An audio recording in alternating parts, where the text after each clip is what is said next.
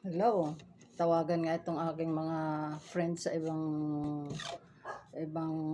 bayan, sa ibang bansa. Kasi guys, kayo kasi, pag naka-online ako, sasabayan nyo ng tawag. Alam nyo kung bakit? Nagtatrabaho kami dito sa Pilipinas, no? At saka nag-upload kami ng aming mga video reels.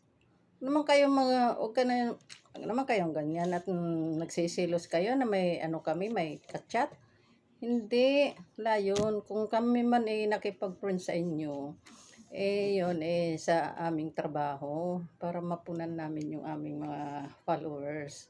Hindi yung makikipag-relasyon kami sa inyo Iwasan nyo yung sasabayan nyo kami ng tawag oras na naka-online kami. Hindi naman kami ganun.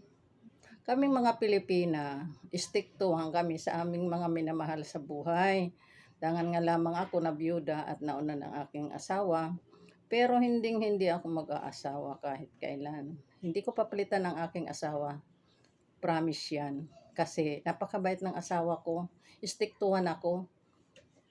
Talagang isa ang ano ko lang sa buhay, ang aking goal, ang asawa ko lang.